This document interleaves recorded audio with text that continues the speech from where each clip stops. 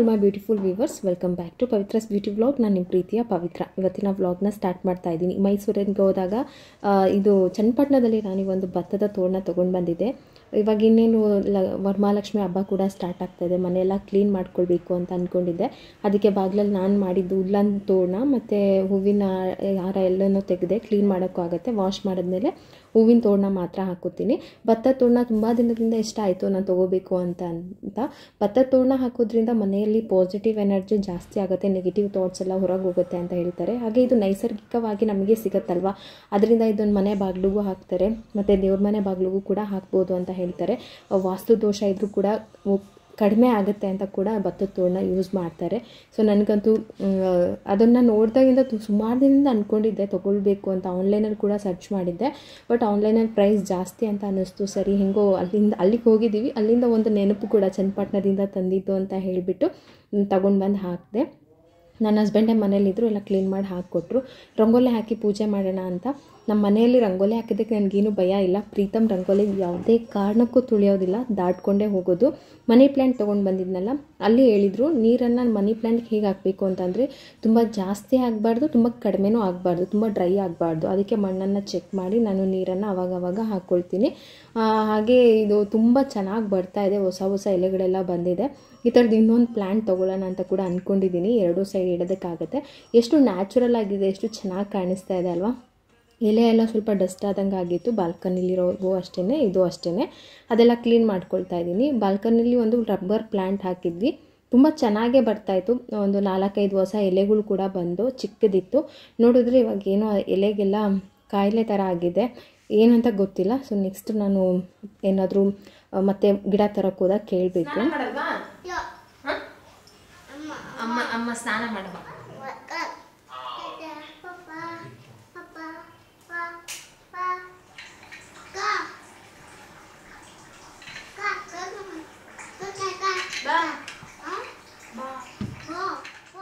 ನನ್ನ ಕೆಲಸ ಎಲ್ಲ ಮುಗಿಸ್ಕೊಂಡು ಪ್ರೀತಮ್ಗೆ ಸ್ನಾನ ಮಾಡಿಸಿದೆ. ಇಬ್ಬರು ಆಟ ಆಡ್ತಾಯಿದ್ರು. ಅಷ್ಟರೊಳಗೆ ನಾನು ಅಡುಗೆ ಮುಗಿಸ್ಕೊಂಡ್ಬಿಡೋಣ ಅಂತ ಹೇಳಿ ಅಡುಗೆ ಮಾಡ್ತಾಯಿದ್ದೀನಿ. ನಾನಿಲ್ಲಿ ಬಳಸ್ತಾ ಇರೋ ಪ್ರಾಡಕ್ಟ್ ಬಂದುಬಿಟ್ಟು ಅಗಾರ್ ಅವರ Regal electric multi cooking pot. ಇದು 3 ಲೀಟರ್ಸ್ದು ಮತ್ತು 1200 ವ್ಯಾಟ್ ಇರುತ್ತೆ. ಸ್ಟೀಮರ್ ಮಾಡ್ಕೊಬೋದು, ಫ್ರೈ ಮಾಡ್ಕೊಬೋದು.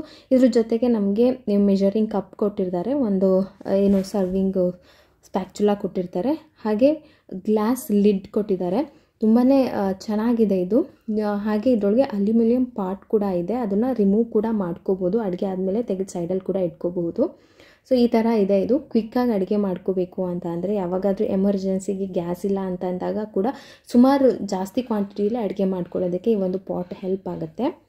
ಇದರಲ್ಲಿ ರೈಸ್ ತುಂಬ ಚೆನ್ನಾಗಾಗುತ್ತೆ ಅಂತಲೇ ಹೇಳ್ಬೋದು. ಅದಕ್ಕೆ ನಾನು ಜೀರಾ ರೈಸ್ ಮಾಡೋಣ ಅಂತ ಅಂದ್ಕೊಂಡೆ. ಇವತ್ತು ಗ್ಯಾಸಲ್ಲೇನು ಅಡುಗೆ ಮಾಡ್ತಾಯಿಲ್ಲ, ಅದಕ್ಕೆ ಸ್ವಲ್ಪ ತುಪ್ಪ ಹಾಕ್ಕೊಂಡಿದ್ದೀನಿ, ಜೀರಿಗೆ ಹಾಕ್ಕೊಂಡಿದ್ದೀನಿ. ಜೀರಿಗೆ ಸ್ವಲ್ಪ ಫ್ರೈ ಆದಮೇಲೆ ಬೆಳ್ಳುಳ್ಳಿ ಮತ್ತು ಗೋಡಂಬಿ ಹಾಕ್ಕೊಳ್ತಾ ಇದ್ದೀನಿ. ಜೀರಾ ರೈಸು ಹದವಾಗಿ ಕರೆಕ್ಟಾಗಿ ಆಗಬೇಕು ಅನ್ನ, ಅದಕ್ಕೆ ಮೆಜರ್ಮೆಂಟಲ್ಲೇ ನೀರು ಹಾಕ್ಕೊಳ್ಬೇಕು. ಜಾಸ್ತಿ ಆದರೆ ತುಂಬ ಮೆತ್ತಗಾಗಿಬಿಡುತ್ತೆ, ಉದ್ರುದ್ರಾಗಾದರೆ ಚೆನ್ನಾಗಿರುತ್ತೆ. ರೆಡಿ ಇರೋ ಅನ್ನದಲ್ಲೂ ಕೂಡ ಮಾಡ್ಕೋಬೋದು. ಅದಕ್ಕೆ ಸ್ವಲ್ಪ ಹಸಿರು ಮೆಣಸಿನ್ಕಾಯಿ ಹಾಕ್ಕೊಂಡಿದ್ದೀನಿ, ಚಕ್ಕೆ, ಸ್ಟಾರ್ ಹೂವು, ಹಾಗೆ ಮಸಾಲೆ ಐಟಮ್ ಎಲ್ಲ ಹಾಕ್ಕೊಬೋದು. ನಾನು ಇದಕ್ಕೆ ಎಕ್ಸ್ಟ್ರಾ ಕಸೂರಿ ಮೇಥಿ ಹಾಕ್ಕೊಳ್ತಾ ಇದ್ದೀನಿ. ನೆನೆಸಿಟ್ಟಿರೋಂಥ ಅಕ್ಕಿ ಹಾಕ್ಕೊಂಡು ಕರೆಕ್ಟಾಗಿ ನೀರು ಹಾಕ್ಕೊಂಡು ಉಪ್ಪು ಹಾಕ್ಕೋಬೇಕು. ಲಿಡ್ ಕ್ಲೋಸ್ ಮಾಡಿ ಅನ್ನನ ಮಾಡಿಕೊಂಡ್ರೆ ರೆಡಿ ಆಗಿಬಿಡುತ್ತೆ. ಇದರಲ್ಲಿ ಅಡ್ಜಸ್ಟಬಲ್ ಟೆಂಪ್ರೇಚರ್ ಕಂಟ್ರೋಲ್ ಕೂಡ ಇದೆ.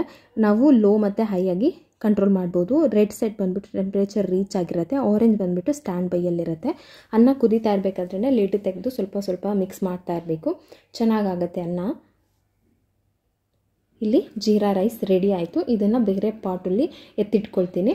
ಅದಕ್ಕೆ ನಾನು ಹೀರೆಕಾಯಿ ಗ್ರೇವಿ ಮಾಡ್ಕೊಳ್ಳೋಣ ಅಂತ ಅಂದ್ಕೊಂಡಿದ್ದೀನಿ. ಅಂದರೆ ಕಾಂಬಿನೇಷನ್ ಆಗಿ ಚೆನ್ನಾಗಿರುತ್ತೆ. ಪ್ರೀತಮ್ ಬಂದಮೇಲೆ ನಾನು ಕೆಲವೊಂದಿಷ್ಟು ವಿಡಿಯೋಗಳನ್ನು, ಹಳೆ ವಿಡಿಯೋಗಳನ್ನ ಹಾಕ್ಕೊಂಡಿದ್ದೀನಿ. ಪ್ರೀತಮ್ನ ಮನೆಗೆ ಬಿಟ್ಟು ನಾನು ಬಂದಮೇಲೆ ವ್ಲಾಗ್ಗಳು ಮಾಡೋದಕ್ಕೆ ಆಗಲಿಲ್ಲ. ಸೊ ಅದಕ್ಕೋಸ್ಕರ ಅವ್ನು ಬಂದಮೇಲೆ ಒಂದಿಷ್ಟು ಕ್ಲಿಪ್ ಇತ್ತು, ಅವನ್ನೆಲ್ಲ ಆ್ಯಡ್ ಮಾಡ್ತಾಯಿದ್ದೀನಿ ಅಷ್ಟೇ. ಹೀರೆಕಾಯಿನ ಸಣ್ಣ ಸಣ್ಣದಾಗಿ ಕಟ್ ಮಾಡ್ಕೊಂಡಿದ್ದೀನಿ. ಈ ರೈಸ್ನ ಎತ್ತಿಟ್ಕೊಂಡಿದ್ದೀನಿ. ಇದು ಬಂದುಬಿಟ್ಟು ಪಾಟು ಅಲ್ಯೂಮಿನಿಯಮ್ ಆಗಿರುತ್ತೆ, ಜೊತೆಗೆ ನಾನ್ ಸ್ಟಿಕ್ ಕೋಟೆಡ್ ಕೂಡ ಕೊಟ್ಟಿರ್ತಾರೆ. ಅದರಿಂದ ಏನು ಸ್ಟಿಕ್ಕಿ ಆಗೋದಿಲ್ಲ. ಎಣ್ಣೆಗೆ ಸ್ವಲ್ಪ ಜೀರಿಗೆ, ಕಡಲೆಬೇಳೆ, ಸಾಸಿವೆ ಹಾಕ್ಕೊಂಡು ಚೆನ್ನಾಗಿ ಫ್ರೈ ಮಾಡ್ಕೊಳ್ತಾ ಇದ್ದೀನಿ. ಇದು ಉದ್ದಿನ ಬೇಳೆ ಕೂಡ ಹಾಕ್ಕೋಬೋದು, ಅಂದರೆ ಒಗ್ಗರಣೆಗೆ ಹಾಕೋದೆಲ್ಲ ಹಾಕ್ಕೋಬೋದು. ಸ್ವಲ್ಪ ಕರಿಬೇವು ಹಾಕ್ಕೊಂಡಿದ್ದೀನಿ. ಚಟಪಟ ಅಂತ ಸಿಡಿಯುತ್ತೆ ಅಂತ ಹೇಳ್ಬಿಟ್ಟು ನಾನು ಲಿಡ್ ಕ್ಲೋಸ್ ಮಾಡಿಬಿಡ್ತೀನಿ. ಸ್ವಲ್ಪ ಹೊತ್ತಿಗೆ ಅದು ಸಿಡಿಯೋದು ಕಡಿಮೆ ಆಗುತ್ತೆ. ಆವಾಗ ಸೈಡಲ್ಲೆಲ್ಲ ಸಿಡಿಯೋದಿಲ್ಲ ಅಂತ ಅಷ್ಟೇ. ಅದಕ್ಕೆ ಈರುಳ್ಳಿ ಹಾಕ್ಕೊಂಡಿದ್ದೀನಿ. ಈರುಳ್ಳಿ ಫ್ರೈ ಆದಮೇಲೆ ಟೊಮೊಟೊ ಹಾಕಿ ಲಿಡ್ ಕ್ಲೋಸ್ ಮಾಡ್ತೀನಿ. ಟೊಮೊಟೊ ಸ್ವಲ್ಪ ಸಾಫ್ಟ್ ಆದಮೇಲೆ ನಾನು ಹೀರೆಕಾಯಿ ಹಾಕ್ಕೊಂಡಿದ್ದೀನಿ. ಅದಕ್ಕೆ ಉಪ್ಪು, ಅರಿಶಿನ, ಖಾರದ ಪುಡಿ ಅಷ್ಟೇ. ಸ್ವಲ್ಪ ನೀರು ಹಾಕ್ಕೊಳ್ತೀನಿ, ಯಾಕೆಂದರೆ ಹೀರೆಕಾಯಿ ನೀರು ಬಿಟ್ಕೊಳ್ಳುತ್ತೆ. ಲಿಡ್ ಹಾಕ್ಬಿಟ್ಟು ಚೆನ್ನಾಗಿ ಕ್ಲೋಸ್ ಮಾಡಿ ಚೆನ್ನಾಗಿ ಬೆಂದ ಮೇಲೆ ಲಾಸ್ಟಲ್ಲಿ ತೆಂಗಿನ ಹಾಲನ್ನು ಹಾಕ್ಕೊಂಡಿದ್ದೀನಿ. ಇದಕ್ಕೆ ನಾವು ಯೂಸ್ ಮಾಡುವಂತಹ ಹಾಲು ಕೂಡ ಹಾಕ್ಕೋಬೋದು. ನಾನಿಲ್ಲಿ ತೆಂಗಿನ ಹಾಲೇ ಹಾಕ್ಕೊಂಡಿದ್ದೀನಿ. ಇದನ್ನು ಒಂದು ಕುದಿಸ್ಕೊಂಡ್ರೆ, ಅದು ಕಡಿಮೆ ಫ್ಲೇಮಲ್ಲಿ ಕುದಿಸ್ಕೋಬೇಕು. ಗ್ರೇವಿ ರೆಡಿ ಆಗುತ್ತೆ. ರೈಸ್ ಜೊತೆಗೆ ಒಳ್ಳೆ ಕಾಂಬಿನೇಷನ್. ಇದು ಫಾಸ್ಟ್ ಹೀಟ್ ಆಗುತ್ತೆ. 1200 ವ್ಯಾಟ್ ಪವರ್ ಇರೋದ್ರಿಂದ ಹೈ ವೋಲ್ಟೇಜ್ ಇರೋದಕ್ಕೆ ಫಾಸ್ಟಾಗಿ ನಮ್ಮ ಅಡುಗೆಯನ್ನು ಮಾಡ್ಕೋಬಹುದು. ಕ್ವಿಕ್ಕಾಗಿ ಅಡುಗೆ ರೆಡಿ ಆಗಿಬಿಡುತ್ತೆ. ಇದು 3 litre non stick coated aluminium cooking pot, removable, lightweight ಆಗಿರುತ್ತೆ. ಪ್ರಾಡಕ್ಟ್ ಬೇಕಂದರೆ ಡಿಸ್ಕ್ರಿಪ್ಷನಲ್ಲಿ ಹಾಕಿರ್ತೀನಿ, ಚೆಕ್ ಮಾಡ್ಬೋದು. ಎಮರ್ಜೆನ್ಸಿಗೆ ನಮಗೆ ಗ್ಯಾಸ್ ಖಾಲಿ ಆದಾಗೆಲ್ಲ ಮಾಡ್ಕೊಳ್ಳೋದಕ್ಕೆ ಸರಿ ಹೋಗುತ್ತೆ. ಅಡುಗೆ ಆಗ್ತಾನೆ ಪಾತ್ರೆ ಎಲ್ಲ ತೊಳ್ಕೊಂಡು ಸ್ವಲ್ಪ ಟೀ ಕುಡಿಯೋಣ ಅಂತ ಅಂದ್ಕೊಂಡೆ. ಸಂಜೆ ಆಗಿತ್ತು, ದೇವ್ರ ಪೂಜೆ ಕೂಡ ಮಾಡಬೇಕಾಗಿತ್ತು ಇವತ್ತು. ಸರಿ ಸ್ವಲ್ಪ ಟೀ ಮಾಡ್ಕೊಂಡು ಕುಡಿದ್ಬಿಡೋಣ, ಯಾಕೋ ತಲೆ ನೋವು ಬರ್ತಾಯಿತ್ತು ಅಂತ. ಬೆಲ್ಲ ಎಲ್ಲ ಖಾಲಿಯಾಗಿತ್ತು, ಅದಕ್ಕೆ ಬೆಲ್ಲನ ಸಣ್ಣದಾಗಿ ಕಟ್ ಮಾಡಿ ಜಾರಲ್ಲಿ ತುಂಬ್ಕೊಳ್ಳೋಣ ಅಂತ ಹೇಳಿ ನಾನು ಯಾವಾಗಾದರೂ ಟೈಮ್ ಸಿಕ್ಕಿದಾಗ ಜಾಸ್ತಿ ಹಂಗೆ ಕ್ರಷ್ ಮಾಡಿ ಇಟ್ಕೊಂಡ್ಬಿಡ್ತೀನಿ. ಅದೇ ಪ್ರೀತಮ್ಗೆ ಹಾಲಿಗೆ ಹಾಕಿ ಕೊಡೋದು, ನಾನು ಬೆಲ್ಲನೇ ಹಾಕಿ ಕೊಡ್ತೀನಿ. ಸೊ ಅದಕ್ಕೆ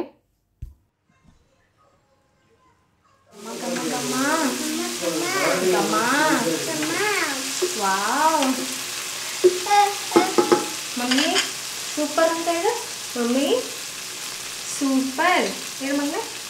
ಮಮ್ಮಿ ಸೂಪರ್. ಬಾ ಕಾಯಿ ಹಾಕನ, ಹೀರೆಕಾಯಿ. ಹಾಂ, ಘಮ ಘಮ ಘಮ.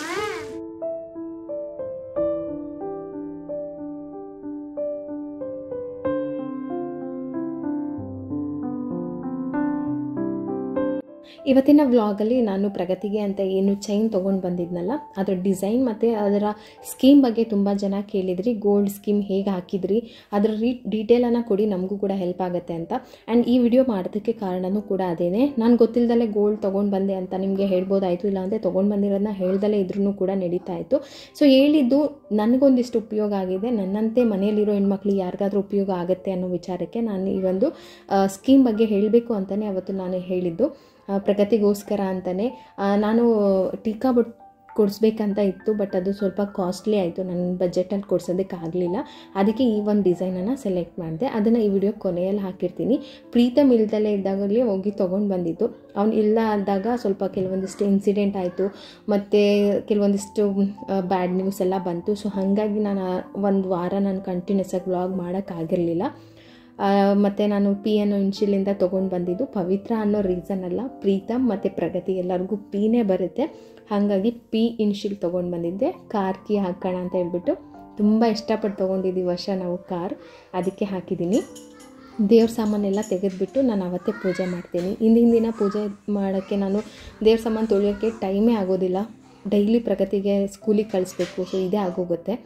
ಜೊತೆಗೆ ಪ್ರೀತಮ್ ಕೂಡ ಅಷ್ಟೇ, ಅವ್ನು ಇದ್ದರೆ ಅವನಾಗಲೇ ಬಂದು 3-4 ಡೇಸ್ ಆಯಿತು. ಅವನ ಜೊತೇಲಿದ್ದಾಗ ಅವನ್ನ ತುಂಬ ಅಂದರೆ ಈಗ ನನಗೆ ಅನಿಸ್ತಾ ಇರೋದು ಎಳೆ ಮಗುವಿನಲ್ಲಿ ಎಷ್ಟು ಬೆಟರಾಗಿ ಅವನ್ನ ನೋಡಿಕೊಂಡೆ.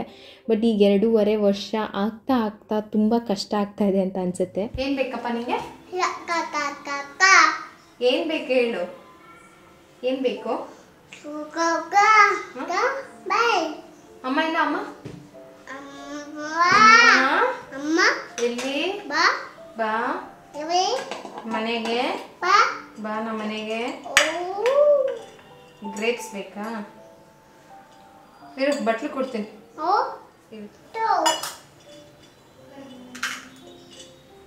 ಸಾಕ? ಖಾಲಿ ಖಾಲಿ ಖಾಲಿ ಇಲ್ಲ.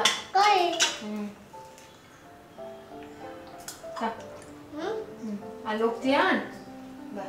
ಅಲ್ಲಿ ಹೋಗ್ತೀನಿ, ಮಮ್ಮಿ ಕೆಲಸ ಮಾಡ್ತಾರೆ. ಆದರೆ ಎಷ್ಟೇ ಎಷ್ಟೇ ಕೋಪ ಬರಲಿ, ಎಷ್ಟೇ ಬೇಜಾರಾಗಿರಲಿ, ಮಕ್ಕಳ ಮುಂದೆ ಅದನ್ನೆಲ್ಲ ಕಂಟ್ರೋಲ್ ಮಾಡಲೇಬೇಕಾಗುತ್ತೆ. ಎನಿ ಟೈಮ್ ಟಿ ವಿಯಲ್ಲಿ ಎಂಗೇಜ್ ಮಾಡೋದಕ್ಕಾಗೋದಿಲ್ಲ. ಸೊ ಹಾಗಾಗಿ ನಮ್ಮ ಜೊತೆ ಬಂದಾಗ ನಾವು ಕೂಲಾಗಿ ಮಾತಾಡಿಸಿ ಅವ್ರನ್ನ ಇನ್ನೊಂದು ಕಡೆ ಡೈವರ್ಟ್ ಮಾಡಿ, ಅಥವಾ ಅವ್ರಿಗೆ ಏನು ಬೇಕಾಗಿರುತ್ತೆ, ನೀಡ್ ಅಂತ ಇರುತ್ತಲ್ಲ ಅದನ್ನು ನೋಡಬೇಕು. ಏನಪ್ಪ ಬರ್ತಾ ಇಲ್ವಾ?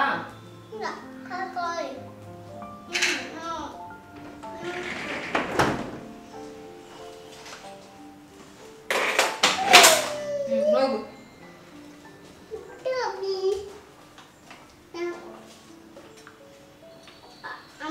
ಹಾಗಿದ್ದಾಗ ಮಾತ್ರನೇ ಮಕ್ಕಳು ಸಮಾಧಾನವಾಗಿರ್ತಾರೆ ಅಂತ ಹೇಳ್ಬೋದು. ಪ್ರೀತಮ್ಗೆ ಅವ್ನು ಕೇಳಿದಾಗ ಅವ್ನಿಗೆ ಅಂತಲೇ ಟೈಮ್ ಕೊಟ್ಬಿಡ್ತೀನಿ. ನನ್ನ ಕೆಲಸ ನಿಧಾನ ಆದರೂ ನಂಗೆ ಟೆನ್ಷನ್ ಇಲ್ಲ. ಸೊ ಇಲ್ಲಿಗೆ ದೇವ್ರ ಪೂಜೆ ಕೂಡ ಆಯಿತು. ದೇವ್ರ ಪೂಜೆ ಸಮಾಧಾನವಾಗಾದರೆ ಒಂಥರ ಖುಷಿ. ನನಗೆ ಟೈಮಿಂಗ್ಸ್ ಮುಖ್ಯ ಆಗೋದಿಲ್ಲ, ಮನಸ್ಫೂರ್ತಿಯಾಗಿ ಪೂಜೆ ಮಾಡೋದೇ ಮುಖ್ಯ ಆಗುತ್ತೆ. ಸೊ ಹಾಗಾಗಿ ನಾನು 6 ಗಂಟೆ ಮೇಲೇ ಪೂಜೆ ಮಾಡೋದಕ್ಕೆ ಸ್ಟಾರ್ಟ್ ಮಾಡಿದೆ. ರಂಗೋಲಿ ಅಂತೂ ಇವತ್ತು ಎಷ್ಟು ಚೆನ್ನಾಗಿ ಬಂದಿತ್ತು ಅಂತಂದರೆ, ರಂಗೋಲಿ ಹಾಕೋದ್ರಲ್ಲಿ ನಾನು ತುಂಬ ವೀಕ್. ಆದರೆ ಏನು ಗೊತ್ತಿಲ್ಲ, ನಾನು ಹಾಕಿರೋ ಎಲ್ಲ ರಂಗೋಲಿಗಳು ಕೂಡ ನೋಡೋದಕ್ಕೆ ಚೆನ್ನಾಗಿ ಕಾಣಿಸ್ತಾ ಇರುತ್ತೆ. ಅದೇ ನನಗೆ ಒಂಥರ ಖುಷಿ ಅಂತ ಹೇಳ್ಬೋದು. ಬಾಗಿಲಿಗೆ ಹೂವು ಇಟ್ಟಿರಲಿಲ್ಲ, ನಮ್ಮ ಮನೆಯವ್ರು ಸ್ವಲ್ಪ ಬಿಡಿ ಹೂವು ಕೂಡ ತಂದಿದ್ರು, ಅದನ್ನು ಇಡ್ತಾ ಇದೆ. ನನ್ನ ಮಗ ಹೊರಗಡೆ ಹೋದ ತಕ್ಷಣ ಫಸ್ಟ್ ಕೇಳೋದೆ ರಿಷಿನ ಅವ್ರ ಫ್ರೆಂಡ್ನ, ಅಮ್ಮ ಆ ಮನೆಗೆ ಹೋಗೋಣ, ಅಮ್ಮ ಅವ್ರ ಮನೆಗೆ ಹೋಗೋಣ ಅಂತ. ಅಷ್ಟರೊಳಗೆ ನನ್ನ ಮಗ ಈ ಥರ ಮಾಡ್ಕೊಂಡ. ಕಿವಿಗೆ ಆ ಒಂದು ಏನು ಕರ್ಟನ್ ಇದ್ದ ಸುಮಾರು ದಿನದಿಂದನೇ ತೆಗೆದುಬಿಡಬೇಕು ಅಂದ್ಕೊಂಡೆ. ಕೊನೆಗೂ ಅದು ಓಲೆಗೆ ಸಿಗಾಕೊಳ್ತು, ಕೆಲವೊಮ್ಮೆ ಕುತ್ತಿಗೆಗೆ ಸಿಗಾಕೊಂಡು ಬಿಡ್ತಾಯಿತ್ತು. ಸೊ ಅದಕ್ಕೆ ಅದನ್ನು ತೆಗೆದುಬಿಡೋಣ, ಇಲ್ಲಿ ಹಾಕೋದು ಬೇಡ, ಅವನು ಸರಿ ಇಲ್ಲ, ಸ್ಪೀಡಾಗಿ ಓಡೋಗಿದ್ರೆ ಇವತ್ತು ಕಿವಿ ಕಟ್ಟಾಗಿಬಿಟ್ಟಿರೋದು ಓಲೆ ಜೊತೆಗೆ. ಅದಕ್ಕೆ ನಾನು ಅದನ್ನು ಆವಾಗಲೇ ಇಮಿಡಿಯೇಟ್ಲಿ ತೆಗೆದುಬಿಟ್ಟೆ. ಮತ್ತು ಈ ಥರ ಆಗೋದು ಬೇಡ ರಿಪೀಟ್ ಅಂತ ಹೇಳ್ಬಿಟ್ಟು ಬೇರೆ ಥರ ಏನಾದರೂ ಹಾಕೋಣ ಅಂತ ಅಂದ್ಕೊಂಡಿದ್ದೀನಿ. ಕರ್ಟನ್ಸ್ಗಿಂತ ಬೆಟರಾಗಿ ಬೇರೆ ಏನಾದರೂ ಹಾಕಿದ್ರೆ ಚೆನ್ನಾಗಿರುತ್ತೆ, ಸ್ಪೇಸ್ ತುಂಬ ದೊಡ್ಡದಾಗಿ ಕಾಣಿಸುತ್ತೆ ಅಂತ ಅನ್ನಿಸ್ತು.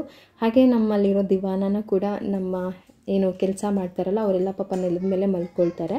ಸೊ ಅವ್ರಿಗೆ ಕೊಟ್ಬಿಡೋಣ, ನಮಗೆ ಅದು ಯೂಸ್ ಆಗ್ತಾಯಿಲ್ಲ, ಸುಮ್ಮನೆ ಬಾಲ್ಕನಿಲಿ ಇಟ್ಟಿದ್ದೀವಿ, ಯಾರೂ ಕೂಡ ಯೂಸ್ ಮಾಡೋದಿಲ್ಲ. ಸೊ ಯೂಸ್ ಮಾಡ್ದಲ್ಲೇ ಯಾಕೆ ಇಟ್ಕೊಳ್ಳೋದು ಅಂತ ಅಂದ್ಕೊಂಡಿದ್ದೀನಿ. ಅದನ್ನು ಅವ್ರಿಗೆ ಕೊಟ್ಟರೆ ಈ ಸ್ವಿಂಗ್ ಚೇರ್ನ ಬಾಲ್ಕನಿಲಿ ಹಾಕ್ಕೊಂಡ್ರೆ ಸ್ವಲ್ಪ ಜಾಗ ತುಂಬ ದೊಡ್ಡದಾಗುತ್ತೆ, ಪ್ರೀತಮ್ ಆಟ ಆಡೋದಕ್ಕೆ ಈಸಿ ಆಗುತ್ತೆ ಅಂತ ಅಂದ್ಕೊಂಡಿದ್ದೀನಿ.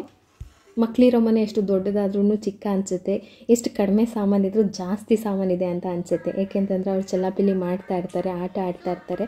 ಸೊ ಹಾಗಾಗಿ ನಮಗೆ ಎತ್ತಿಡೋದೇ ಒಂದು ದೊಡ್ಡ ಅಭ್ಯಾಸ ಆಗಿಬಿಟ್ಟಿರುತ್ತೆ. ಪ್ರೀತಮ್ ಬಂದಮೇಲೆ ಅಂತೂ ಫುಲ್ಲು ಚುರುಕಾಗ್ಬಿಟ್ಟಿದ್ದಾನೆ. ಅವನು ಎಲ್ಲೂ ನಿಲ್ಲೋದು ಇಲ್ಲ, ಎಲ್ಲೂ ಕೂರೋದು ಇಲ್ಲ, ನೀವೇ ನೋಡ್ತಾ ಇದ್ದೀರಾ, ನನ್ನ ಹಿಂದೆನೇ ಇದ್ದಾನೆ. ಆಮೇಲೆ ನನ್ನನ್ನು ತುಂಬ ಮಿಸ್ ಮಾಡ್ಕೊಂಡಿದ್ದಾನೆ ಅಂತ ಅನಿಸುತ್ತೆ. ಸ್ವಾಮಿ ಕೈ ಮುಗಿ.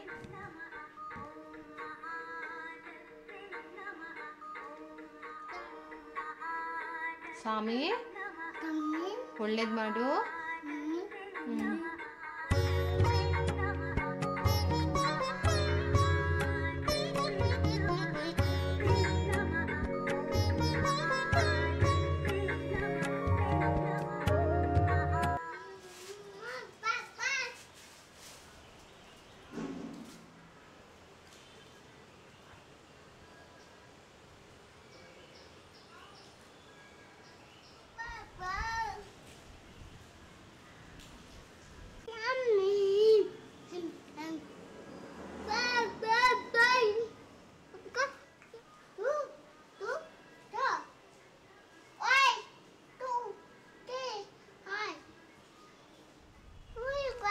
ಮಳೆ.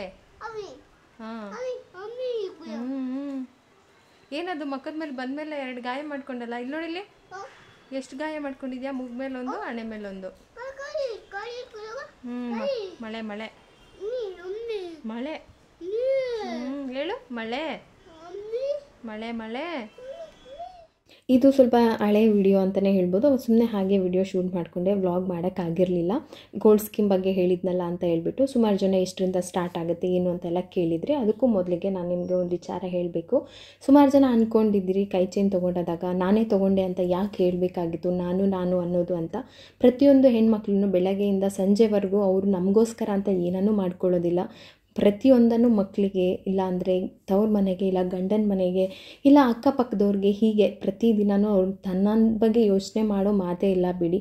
ಅದರಲ್ಲಿ ವರ್ಷದಲ್ಲಿ ಒಂದು ಸರಿ ಸೆಲ್ಫ್ ಗಿಫ್ಟ್ ಅಂತ ನಾವು ವರ್ಷ ತೊಗೊಳಕ್ಕಂತೂ ಆಗೋದಿಲ್ಲ. ಯಾವತ್ತೂ ಒಂದು ಕನಸು ಕಂಡಿದ್ದನ್ನು ನನಸು ಮಾಡಿಕೊಂಡ್ರೆ ಅದು ಯಾವತ್ತೂ ಸೆಲ್ಫಿಶ್ ಆಗೋದಿಲ್ಲ. ಸ್ವಾರ್ಥಕ್ಕೆ ಅನ್ನೋದು ಅರ್ಥನೇ ಇಲ್ಲ ಅಲ್ಲಿ. ತಾನು ಅನ್ನೋದು ಒಂದು ಸ್ವಲ್ಪ ಇದ್ರೇ ಈ ಪ್ರಪಂಚದ ಮೇಲೆ ನಡೆಯೋದು. ಹೆಣ್ಣು ಅಂದ ತಕ್ಷಣ ಬರೀ ಪರರ ಬಗ್ಗೆನೇ ಯೋಚನೆ ಮಾಡಬೇಕು ಅಂತ ಎಲ್ಲೂ ಕೂಡ ಬರೆದಿಲ್ಲ. ಸೊ ನನ್ನ ಗಂಡ ಎಷ್ಟೊಂದು ಸರಿ ನಾನು ಒಂದಿಷ್ಟು ಹಾಕಿರೋದನ್ನು ಕೂಡ ನಾನು ಹೇಳ್ಕೊಂಡೇ ಇಲ್ಲ, ನನ್ನ ಗಂಡ ಕೊಡಿಸಿರೋದು ಅಂತಲೇ ನಾನು ಹೇಳ್ಕೊಳ್ಳೋದು. ಹಾಗೆ ಇನ್ನೊಂದು ಸಣ್ಣದ್ದು ದೊಡ್ಡದ್ದು ಸೇವಿಂಗ್ಸ್ ಅಂತ ಮಾಡಿದ್ಮೇಲೆ ಅದು ನಮಗೆ ದೊಡ್ಡದೇ ಆಗಿರುತ್ತೆ. ಅದ್ರ ಬಗ್ಗೆ ಯೋಚನೆ ಮಾಡಬೇಡಿ. 1000 ಕೂಡಿಟ್ರೂ ಅಷ್ಟೇ, 2000 ಕೂಡಿಟ್ರೂ ಅಷ್ಟೇ. ನಾನು ಕಡಿಮೆ ಕೂಡಿಟ್ಟಿದ್ದೀನಿ, ಕಡಿಮೆ ದುಡಿತಾ ಇದ್ದೀನಿ, ಏನೋ ತೊಗೊಂಡಿಲ್ಲ, ಇದೆಲ್ಲ ಏನೂ ಬರೋದಿಲ್ಲ. ನಮ್ಮ ಕೈಲಿ ಆದಷ್ಟು ನಾವು ಮಾಡಬೇಕಷ್ಟೇ ಪ್ರಯತ್ನ. ಹನಿ ಕುಳಿದ್ರೇ ಹಳ್ಳ ಅಲ್ವಾ. ಹಾಗಾಗಿ ನಾನು ಕೇಳಿದೆ ಅವ್ರಿಗೆ ಗೋಲ್ಡ್ ಸ್ಕೀಮ್ ಎಲ್ಲಿಂದ ಸ್ಟಾರ್ಟ್ ಆಗ್ತಾ ಇದೆ ಅಂತ ಹೇಳಿಬಿಟ್ಟು ಅವರು ಹೇಳಿದ್ರು 1000ದಿಂದನೂ ಕೂಡ ಸ್ಟಾರ್ಟ್ ಆಗುತ್ತೆ, 5000ದಿಂದ ಹಾಕ್ಬೋದು, ಬೆನಿಫಿಟ್ ಇದೆ ಅಂತ. ನಾನು 10,000ಕ್ಕೆ ಹಾಕಿದ್ದೆ. 14 ಗ್ರಾಮ್ ಇದೆ ಈ ಒಂದು ಗೋಲ್ಡ್ ಚೈನು. ಪ್ರಗತಿಗೆ ಏನೋ ಒಂದು ತೊಗೊಳ್ಬೇಕು ಅಂತ ಸುಮಾರು ದಿನದಿಂದ ನಾನು ದುಡ್ಡು ಕೂಡಿಟ್ಟಿದ್ದೆ. ಬಟ್ ತೊಗೊಂಡಾಗೆಲ್ಲ ನನ್ನ ಕೈಲಿ ಸಾಧ್ಯ ಆಗ್ತಾಯಿದ್ದು ಒಂದು ಸಣ್ಣ ಇಯರಿಂಗ್ ಅಷ್ಟೇ ಕೊಡ್ಸೋಕ್ಕಾಗ್ತಾಯಿದ್ದು, ದೊಡ್ಡದಾಗಿ ಏನೂ ಕೊಡ್ಸೋದಕ್ಕೆ ಆಗ್ತಾ ಇರಲಿಲ್ಲ. ಆಮೇಲೆ ಇದೂ ಅಷ್ಟೇ, ನಾನು ನನ್ನ ಮನೆಯವರು ಇಬ್ಬರು ಸೇರಿ ಕೂಡಿಟ್ಟಾಗ ಅವ್ರ ಕೈಲಾದಾಗ ಅವರು, ನನ್ನ ಕೈಲಾದಾಗ ನಾನು ಸ್ಕೀಮನ್ನು ಕಟ್ಟಿ ತೊಗೊಂಡಿರೋ ಅಂಥದ್ದು. ಸೊ ಪ್ರಗತಿಗೆ ಅಂತಲೇ ಪ್ಲ್ಯಾನ್ ಮಾಡಿ ಲಾಸ್ಟ್ ಇಯರ್ ನಾನು ಈ ಒಂದು ಸ್ಕೀಮನ್ನು ಹಾಕಿದಾಗ ಯೋಚನೆ ಮಾಡಿದೆ, ಅವತ್ತೇ ಹೇಳಿದೆ. ಸೊ ನನ್ನ ಹಸ್ಬೆಂಡ್ ಕೂಡ ಹೇಳಿದ್ರು, ಸರಿ ಹಾಕೋಣ, ಏನೋ ಒಂದು ಯೂಸ್ಫುಲ್ ಅಂತ ಅನಿಸ್ತು ಅಂತ ಹೇಳಿಬಿಟ್ಟು. ಸೊ ಕೊನೆಗೂ ನಮಗೊಂದು ಗಿಫ್ಟ್ ಹಂಗೆ ಏನೋ ಒಂದು ಸಿಕ್ತು. ಈ ಚೈನ್ಗಿಂತ ಸುಮಾರು ಜನ ಹೇಳಿದ್ರು ತುಂಬ ಓಲ್ಡ್ ಆಗಿದೆ, ನೀವು ಹೊಸದಾಗಿ ತುಂಬ ಡಿಸೈನ್ಸ್ ಬಂದಿದೆ ಅಂತ. ನನ್ನ ಬಜೆಟ್ ಇದ್ದಿದ್ದು, ನಾನು ಒಂದು 2 ಚೀಟಿ ಮಿಸ್ ಆಗೋಯಿತು. ನಂದು 11 ಕಂತಲ್ಲಿ 9 ಕಂತಷ್ಟೇ ನಾನು ಕಟ್ಟೋಕ್ಕಾಗಿದ್ದು, 90,000 ಆಗಿತ್ತು. ಸೊ ಆ ಬಜೆಟಲ್ಲೇ ನಾನು ತೊಗೋಬೇಕಾಯಿತು. ಎಕ್ಸ್ಟ್ರಾ ದುಡ್ಡು ಹಾಕೋದಕ್ಕೆ ನನ್ನ ಹತ್ರ ಅಷ್ಟು ಅಮೌಂಟ್ ಇದ್ದಿದ್ದಿಲ್ಲ. ಸರಿ, ಸುಮ್ಮನೆ ಯಾಕೆ ಮೇಕಿಂಗ್ ಚಾರ್ಜಸ್ ಅಂತ ಹೋಗಬೇಕು, ನೆಕ್ಸ್ಟ್ ಇಯರ್ಗೆ ಇನ್ನೇನಾದರೂ ಒಂದು ಎಕ್ಸ್ಟ್ರಾ ಅಮೌಂಟ್ ಕಟ್ಟಿದ್ರೆ ಅಲ್ಲೇ ಆಗುತ್ತೆ ಅಂತ ಹೇಳ್ಬಿಟ್ಟು ನಾನು ಆ ಬಜೆಟಲ್ಲೇ ನೋಡಿದೆ. ಅದೇ ಗ್ರಾಮಲ್ಲಿ ಈಗ ಒಂದು ನೆಕ್ ಪೀಸನ್ನು ಕೂಡ ನಾನು ನೋಡಿದೆ. ಆದರೆ ಇದೇನಂತಂದರೆ ತುಂಬ ಡೆಲಿಕೇಟ್, ಮಕ್ಕಳು ತುಂಬ ಕೇರ್ಫುಲ್ಲಾಗಿ ಇಟ್ಕೋಬೇಕು. ಅದು ಏನು ಅಟ್ಯಾಚ್ಮೆಂಟ್ ಇತ್ತಲ್ಲ, ತುಂಬ ಅಂದರೆ ತುಂಬ ಸಣ್ಣ ಎಳೆಯಲ್ಲಿತ್ತು, ಕಟ್ಟಾಗೋ ಚಾನ್ಸಸ್ ತುಂಬಾ ಇತ್ತು. ಸೊ ಹಾಗಾಗಿ ನನಗೆ ಇದು ಆರ್ಟಿಫಿಷಿಯಲ್ ಅಂತಲೂ ಕೂಡ ಅನಿಸ್ತಾ ಇತ್ತು, ಗೋಲ್ಡ್ ಅಂತಲೇ ಅನಿಸ್ತಾ ಇರಲಿಲ್ಲ. ಸರಿ ಬೇಡ. ಆಮೇಲೆ ಭರತನಾಟ್ಯಮಲ್ಲೆಲ್ಲ ಅವ್ರಿಗೆ ಈ ಥರ ಪೆಂಡೆಂಟ್ ಇರೋ ಒಂದು ಇದನ್ನೇ ಕೇಳ್ತಾರೆ, ಚೋಕರ್ ಥರ.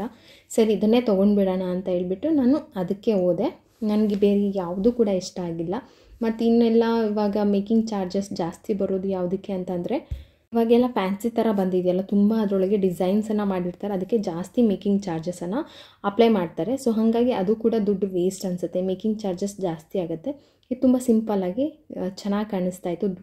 ಇನ್ನು ಚೂಡಿದಾರ್ ಹಾಕಿದ್ರು ಅಷ್ಟೇ, ಸ್ಯಾರಿ ಹಾಕಿದ್ರು ಅಷ್ಟೇ, ನೆಕ್ಕು ಸ್ವಲ್ಪ ನನ್ನ ಮಗಳಿಗೆ ಇದಾಗಿರೋದಕ್ಕೆ ಚೆನ್ನಾಗಿ ಕಾಣಿಸುತ್ತೆ ಅಂತ ಹೇಳಿ ತೊಗೊಂಡೆ. ಅದು ನಿಜವಾಗ್ಲೂ ಚೆನ್ನಾಗಿ ಕಾಣಿಸ್ತಾ ಇತ್ತು ಡೈರೆಕ್ಟಾಗಿ ನೋಡೋದಕ್ಕೆ.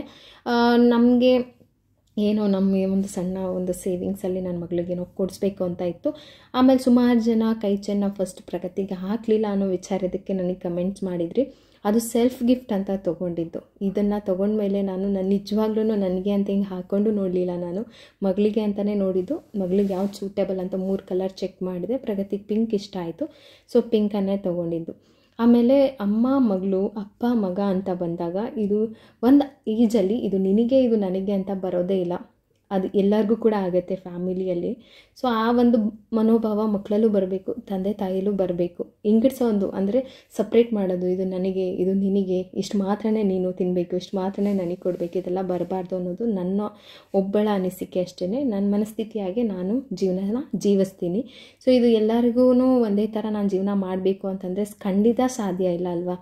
ಎಷ್ಟು ಜನ ಇದ್ದಾರೆ ನಮ್ಮ ಸುತ್ತಮುತ್ತ, ಒಬ್ಬೊಬ್ಬರ ಅನಿಸಿಕೆ ಒಂದೊಂದು ಥರ ಇರುತ್ತೆ. ಆ ಥರ ಎಲ್ಲ ಜೀವನ ಮಾಡೋಕ್ಕೆ ಸಾಧ್ಯನೇ ಇಲ್ಲ.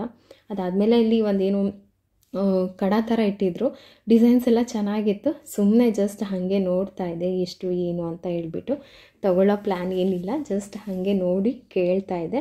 ಲಾಸ್ಟ್ ನಂದು ಏನು ಕಂತು ಮುಗೀತಲ್ಲ ಸ್ಕೀಮು, ಅದಕ್ಕೆ ನನಗೊಂದು ಸಿಗ್ನೇಚರ್ ಹಾಕ್ಕೊಂಡು ಎಂಡ್ ಮಾಡ್ತಾರೆ, ಇಲ್ಲಿಗೆ ನಿಮ್ಮ ಕಂತು ಮುಗಿದಿದೆ, ನೆಕ್ಸ್ಟ್ ಇನ್ನೊಂದು ಬೇಕಂತಂದರೆ ನೀವು ಶುರು ಮಾಡ್ಬೋದು ಅಂತ. ಆ್ಯಂಡ್ ನೀವು ಕಂತು ಸ್ಟಾರ್ಟ್ ಮಾಡೋಂಗಿದ್ರೆ ಸ್ಕೀಮ್ ಡೈರೆಕ್ಟ್ ನೀವು ಜ್ಯುವೆಲರಿ ಶಾಪ್ ಹತ್ರನೇ ಹೋಗಿ ಅವ್ರಿಗೆ ಹೇಳಿ ಈ ಥರ ಒಂದು ಸ್ಕೀಮ್ ಹಾಕ್ಸ್ಬೇಕು ನಾವು, ಏನಿಂದ ಸ್ಟಾರ್ಟ್ ಇದೆ, ಅದ್ರೊಳಗೆ ಏನು ಬೆನಿಫಿಟ್ ಇದೆ ಅಂತ ಅವ್ರು ಕಂಪ್ಲೀಟ್ ಡೀಟೇಲ್ಸನ್ನು ಹೇಳ್ತಾರೆ. ಅಲ್ಲಿ ಒಂದು ಫಸ್ಟ್ ಪೇಮೆಂಟನ್ನು ಮಾಡಿಸ್ಕೊಂಡು ಒಂದು ಆ್ಯಪ್ ಇದೆ ಅವ್ರದ್ದು, ಭೀಮಾ ಜ್ಯುವೆಲರ್ಸ್ ಅವ್ರದ್ದು, ಆ್ಯಪನ್ನು ಡೌನ್ಲೋಡ್ ಮಾಡಿ ಕೊಡ್ತಾರೆ. ಸೊ ನೀವೇನು ರೆಗ್ಯುಲರಾಗಿ ಶಾಪ್ ಹತ್ರನೇ ಹೋಗಿ ಪೇ ಮಾಡಬೇಕು ಅನ್ನೋ ಅವಶ್ಯಕತೆ ಇಲ್ಲ. ನೀವು ಮನೆಯಲ್ಲೇ ಆರಾಮಾಗಿ ಫೋನ್ಪೇ ಮುಖಾಂತರ ಪೇ ಮಾಡ್ಕೋಬೋದು. ಎಷ್ಟು ಕಂತಾಗಿದೆ ಏನಾಗಿದೆ ಅಂತ ಹೇಳ್ಬಿಟ್ಟು ಅವರು ಕಂಪ್ಲೀಟ್ ಡೀಟೇಲ್ಸನ್ನು ಕೊಡ್ತಾರೆ. ಸಿಂಪಲ್ ಆಗಿರುತ್ತೆ, ನೀವೇ ಹೋಗಿ ನೀವೇ ಮಾಡಿಸ್ಕೊಳ್ಳೋದು. ಆ 3 ಕಲರಲ್ಲಿ ಯಾವ್ದು ತಗೊಬೇಕಂತ ಮೂರು ಸರಿ ಹಾಕಿ ಕೊನೆಗೆ ಒಂದು ಕಲರ್ ತಗೊಂಡು ಬಂದ್ವಿ. ಆಮೇಲೆ ಅಲ್ಲಿ ಬೇರೆ ತರಾನು ನೋಡ್ದೆ, ಇವಾಗಿನ ಟ್ರೆಂಡ್ ಆ ತರಾನು ನೋಡಿದ್ವಿ. ಬಟ್ ಅದ್ರಲ್ಲಿ ಸಿಕ್ಕಾಪಟ್ಟೆ ಸ್ಟೋನ್ ಇತ್ತು. ಅವ್ರು ಹೇಳಿದ್ರು ಸ್ಟೋನ್ದೇನು ಸುಮಾರು ಜನ ಹೇಳ್ತೀರಾ ಸ್ಟೋನ್ ತಗೊಂಡ್ಬಿಡಿ ವೇಸ್ಟ್ ಆಗುತ್ತೆ. ಸ್ಟೋನ್ ಅಲ್ಲಿ ಇದ್ದಿದ್ದು 1 gram 1.5 gram stone. But gold ರೇಟೇ ಬೇರೆ ಇರುತ್ತೆ. 15 gram gold plus 1.5 gram 16 gram ಮೇಲೆ ಅದು ಚೈನ್ ಬರುತ್ತೆ. ಆ ತರ ಆಯ್ತಾ. ಸೊ ನಾವು ತಗೊಂಡ್ರು ಇವಾಗ ಸ್ಟೋನ್ಗೆ ಜಾಸ್ತಿ ಚಾರ್ಜ್ ಮಾಡಲ್ಲ. 1.5 ಗ್ರಾಮ್ ಅಂದ್ರೆ 1,500-2,000 ಏನಾದ್ರು ಎಕ್ಸ್ಟ್ರಾ ಪೇ ಮಾಡಿಸ್ಕೊಳ್ತಾರೆ ಅಷ್ಟೇನೆ. ಅದು ಬಿಟ್ಟರೆ ಸ್ಟೋನ್ಗೆ ಅಂತಾನೆ ಸಿಕ್ಕಾಪಟ್ಟೆ ಏನು ದುಡ್ಡು ಹೋಗಲ್ಲ. ಈ ಡಿಸೈನ್ ಬೇಕು, ಸ್ಟೋನ್ ವರ್ಕ್ ಬೇಕು ಅಂತ ಅಂದ್ರೆ ಎಕ್ಸ್ಟ್ರಾ ಪೇ ಮಾಡಿ ತಗೊಬೇಕು. ಹಾಕ್ಬೇಕಾದ್ರೆ ಆ ಸ್ಟೋನ್ನ ತೆಗೆದ್ಬಿಟ್ಟು ಚಿನ್ನಕ್ಕಷ್ಟೇನೆ ಬೆಲೆ ಇರುತ್ತೆ. ಆಮೇಲೆ ಅದೇನಂತಂದ್ರೆ ವರ್ಕ್ ಏನಿತ್ತಲ್ಲ ಕಟ್ ಸಣ್ಣ ಕಟ್ಟಿತ್ತು. ಪ್ರಗತಿ ಹತ್ರ ಕೊಟ್ರೆ ಒಂದಿನಕ್ಕೇನೆ ಮುರಿದೋಗ್ಬಿಡತ್ತೆ, ಅದು ನಮ್ಗೆ ಚೆನ್ನಾಗಿ ಗೊತ್ತು. ಆಮೇಲೆ ಚೋಕರ್ ತಗೋಬೇಕು ಅಂತ ಅನ್ಕೊಂಡ್ರೆ ಚೋಕರ್ ಸ್ಟಾರ್ಟಿಂಗಿಗೆ 20 ಗ್ರಾಮ್ ಮೇಲೆಯಿಂದಾನೆ ಸ್ಟಾರ್ಟ್ ಆಗುತ್ತೆ. ನಾನು ಕಟ್ಟಿರೋ ಸ್ಕೀಮ್ಗೆ 1 ಲಕ್ಷ ಅಷ್ಟೇ ನಾನು ಕಟ್ಟಿದ್ದು. ಸೊ 1 ಲಕ್ಷದ ಸ್ಕೀಮಲ್ಲೇ ನಾನು ತಗೋಬೇಕು, ಇಲ್ಲಾಂದ್ರೆ ಮತ್ತೆ ನಾನು ಇಷ್ಟು 1 ವರ್ಷ ಕಟ್ಟಿದ್ದು ವೇಸ್ಟ್ ಅಲ್ವಾ. ಸ್ಕೀಮ್ಗೆ ಏನಂತಂದ್ರೆ ಇದು ಹಾಕೋದಿಲ್ಲ, ಏನು ವೇಸ್ಟ್ ಮೇಕಿಂಗ್ ಚಾರ್ಜಸ್ ಹಾಕೋದಿಲ್ಲ. ಸೊ ಮತ್ತೆ ಎಕ್ಸ್ಟ್ರಾ 1 ಗ್ರಾಮ್ ಆದ್ರೂ ಮೇಕಿಂಗ್ ಚಾರ್ಜ್ ಹಾಕ್ತಾರೆ.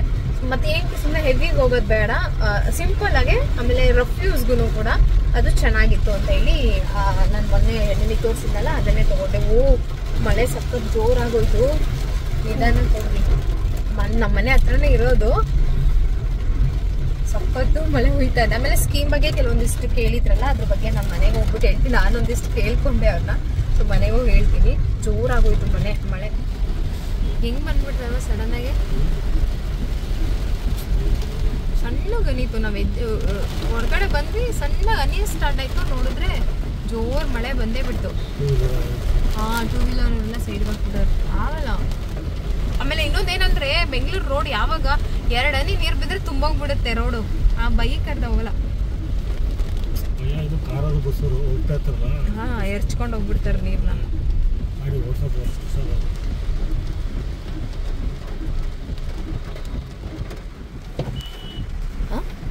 ಮಳೆಗಾಲದಲ್ಲಿ ಸಾಯಂಕಾಲ ಆದ್ರೂ ಮಳೆ ಸ್ಟಾರ್ಟ್ ಆಗ್ಬಿಡ್ತೀವಿ. ಪ್ರಗತಿ ಸಾಯಂಕಾಲದಿಂದ ಥಂಡರ್ಸ್ಟ್ರಾಮ್ ಬಂದೇ ಬರುತ್ತೆ ಅಂತ ಬಂತಲ್ಲಮ್ಮ, ಜೋರಾಗಿ ಮಳೆ ಬಂತಷ್ಟೇ. ಸೊ ಫ್ರೆಂಡ್ಸ್, ನಾನು ಇವಾಗ ತಗೊಂಡು ಬಂದಿದ್ದು ಇದು ಪಿಂಕ್ ಕಲರು. ಮರೂನ್ ಆಗಿದ್ರೆ ಇನ್ನೂ ಚೆನ್ನಾಗಿ ಕಾಣಿಸ್ತಾ ಇತ್ತು, ಬಟ್ ಪಿಂಕ್ ಅಷ್ಟೇ ಇತ್ತು. Green, white, pink. ನನಗಂತೂ ಫುಲ್ ಕನ್ಫ್ಯೂಷನ್. ಪ್ರಗತಿ ಮೇಲೆ ವೈಟು ಚೆನ್ನಾಗಿ ಕಾಣಿಸ್ತಾ ಇತ್ತು, ಪಿಂಕು ಚೆನ್ನಾಗಿ ಕಾಣಿಸ್ತಾ ಇತ್ತು, ಮತ್ತು ಗ್ರೀನು ಸ್ವಲ್ಪ ಪೆಂಡೆಂಟ್ ಇದಕ್ಕಿಂತ ತುಂಬ ದೊಡ್ಡದಾಗಿತ್ತು. ತುಂಬ ಅಂತಲ್ಲ, ಸ್ವಲ್ಪ ದೊಡ್ಡದು ಅನಿಸ್ತು. ಆಮೇಲೆ ಲಾಸ್ಟಲ್ಲಿ ನನಗೇನೋ ಇದೇ ಇಷ್ಟ ಆಯಿತು. ಹಾಕಿದಾಗ ಪ್ರಗತಿಗೆ ಫೋಟೋ ಎಲ್ಲ ತೆಗೆದು ನೋಡಿದೆ, ವೈಟ್ ಕಲರ್ಲಿ ಹೆಂಗೆ ಕಾಣಿಸ್ತಾ ಇದೆ, ಪಿಂಕ್ ಕಲರ್ಲಿ ಹೆಂಗೆ ಕಾಣಿಸ್ತಾ ಇದೆ ಅಂತ. ಅದಾದಮೇಲೆ ಒಂದು ಸ್ಟೋನ್ ಎಲ್ಲ ಇತ್ತಲ್ಲ, ಅದನ್ನು ನೋಡಿದೆ. ಆದರೆ ಅದೇನು ಪ್ರಗತಿಗೆ ಸೂಟ್ ಆಗಲ್ಲ ಅಂತ ಅನಿಸ್ತು. ಇನ್ನೂ ದೊಡ್ಡವರಾದಾಗ ಬೇಕಾದರೆ ಕೊಡ್ಸಿದ್ರೆ ಚೆನ್ನಾಗಿರುತ್ತೆ. ಇವಾಗ ಅದೆಲ್ಲ ಮೇಂಟೈನ್ ಮಾಡೋಕ್ಕೆ ಬರಲ್ಲ. ಹಾಗೆ ಈ ಸ್ಕೀಮ್ ಬಗ್ಗೆ ತುಂಬ ಜನ ಕೇಳ್ತಾ ಇದ್ರಲ್ವಾ, ಗೋಲ್ಡ್ ಸ್ಕೀಮ್ ಹೆಂಗೆ ಹಾಕಿದ್ರಿ ಏನು ಅಂತ ಹೇಳ್ಬಿಟ್ಟು. ಏನಿಲ್ಲ, ಅದು ಈಸಿನೇ. ಯಾವುದಾದ್ರೂ ಸರಿ ಭೀಮಾ ಅಂತ ಅಲ್ಲ, ಎಲ್ಲ ಒಂದು ಒಡವೆ ಇದರಲ್ಲೂ ಕೂಡ ಸ್ಕೀಮ್ ಅಂತ ಮಾಡ್ಕೊಂಡಿರ್ತಾರೆ. ತಿಂಗಳ ನಾವು ಏನಾದ್ರು ಇಷ್ಟಿಷ್ಟು ದುಡ್ಡು ಕಟ್ಟೋದು. ಸೊ ಅದು ಮುಗಿದ್ಮೇಲೆ ಸ್ಕೀಮ್ 11 ಕಂತಿರುತ್ತೋ 10 ಕಂತಿರುತ್ತೋ ಗೊತ್ತಿಲ್ಲ, 11 ಇರುತ್ತೆ ಅನ್ಸುತ್ತೆ. ಅದು ಮುಗಿದ್ಮೇಲೆ ಅದಕ್ಕೆ ಹೋಗಿ ಒಡವೆ ತಗೊಂಡ್ ಬರೋದು. ಈ ಸ್ಕೀಮಲ್ಲಿ ಏನಂತ ಅಂದ್ರೆ ನಮಗೆ ಮೇಕಿಂಗ್ ಚಾರ್ಜಸ್ ಹಾಕೋದಿಲ್ಲ. ಯಾಕೆಂತಂದ್ರೆ ನಾವು ಮಂತ್ಲಿ ದುಡ್ಡು ಕಟ್ಟಿರ್ತೀವಲ್ಲ, ಅಲ್ಲೇ ಒಂದಿಷ್ಟು ಅವ್ರಿಗೆ ಇಂಟ್ರೆಸ್ಟ್ ಆ ಥರ ಏನಾದ್ರು ಇರುತ್ತೆ. ಸೊ ಆ ಒಂದಿದೆ ಇದಕ್ಕೂ ಬರುತ್ತೆ. ಇದು ಬೆಸ್ಟ್ ಏನಂತಂದ್ರೆ ನಾವು ಯಾವಾಗ್ಲೂ ಇವಾಗ 1 ಲಕ್ಷ ಚಿಲ್ಲರೆ ಏನೋ ಆಯ್ತು ಪ್ರಗತಿ ಚೈನ್ಗೆ. ಇವಾಗ ನಾನು 1 ಲಕ್ಷನ ಒಂದೇ ಅಮೌಂಟ್ ಇಟ್ಕೊಂಡು ಕ್ಯಾಶ್ ತಗೊಂಡೋಗಿ ಅಲ್ಲಿ ಕೊಟ್ಟು ಮೇಕಿಂಗ್ ಚಾರ್ಜಸ್ ಇಷ್ಟ ಆಯ್ತು, ಇಷ್ಟು ಅಂತ ನಮ್ಗೆ ಅದು ಸಾಧ್ಯನೇ ಇಲ್ಲ ಅಲ್ವಾ. ಅದಕ್ಕೆ ಇದು ಬೆಸ್ಟ್ ಅಂತ ನನ್ಗೆ ಅನಿಸ್ತು. ನಂಗೆ ಗೊತ್ತೇ ಆಗಿಲ್ಲ. ಹೋದ ವರ್ಷ ಹಿಂಗೆ ಒಡವೆ ತೊಳಕ್ ಹೋದಾಗ ಅವ್ರ ಫ್ರೆಂಡ್ ಇದ್ದಾರೆ ಅಂತ ಹೇಳಿದ್ನಲ್ಲ, ಹಾಕ್ರಿ ಒಂದ್ ಸ್ಕೀಮ್ ಹಾಕಿ ಅಂತ.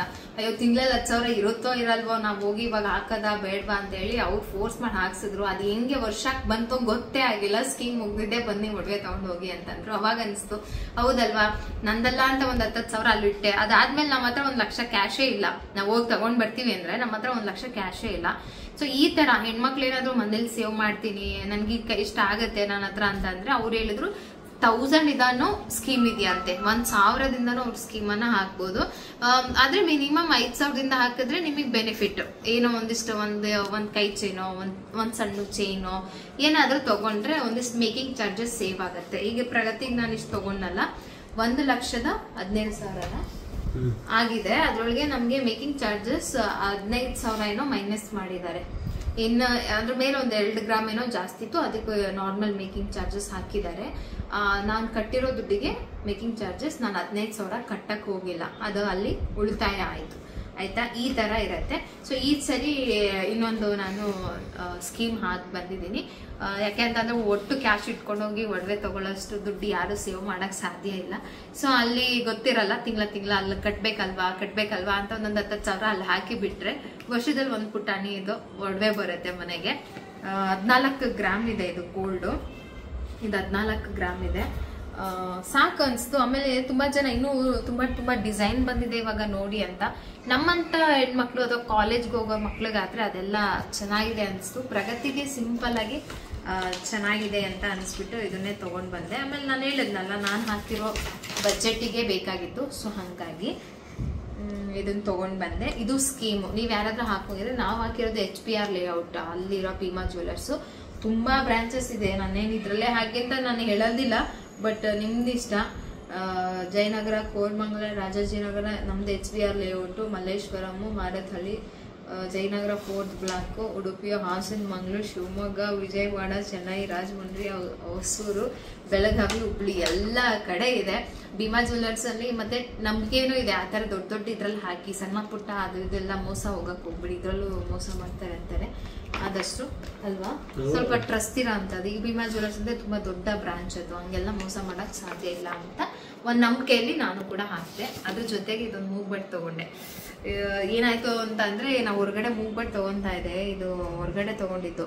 ಇದು ಇದೆಯಲ್ಲ, ಈ ಸ್ಟಿಕ್ ತುಂಬಾ ಸಣ್ಣ ಇರ್ತಾ ಇತ್ತು, ಸ್ವಲ್ಪ ಯೂಸ್ ಮಾಡ್ತಿದ್ದಂಗೆನೆ ಇದು ಹಂಗೆ ಕಟ್ ಆಗ್ಬಿಡೋದು. ಆಮೇಲೆ ಇದು ತುಂಬ ಒಂಥರ ಶೇಪ್ ನೋಡಿ, ಇಷ್ಟಪ್ಪ ಮುಖದಲ್ಲಿ ಚೆನ್ನಾಗಿ ಕಾಣಿಸ್ತಾ ಇರಲಿಲ್ಲ.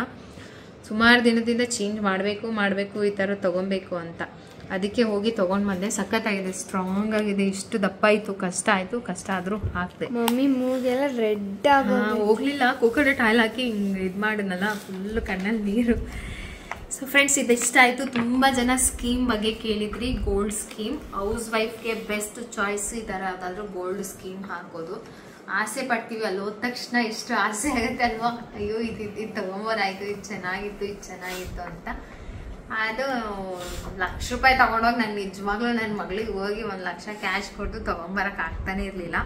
ಸದ್ಯ ಹೆಂಗೋ ಸ್ಕೀಮ್ ಹಾಕಿ ಒಂದು ಆಸೆ ಇತ್ತು, ಈ ಥರದೊಂದು ಸಣ್ಣ ಚೈನ್ ಕೊಡಿಸ್ಬೇಕಂತ.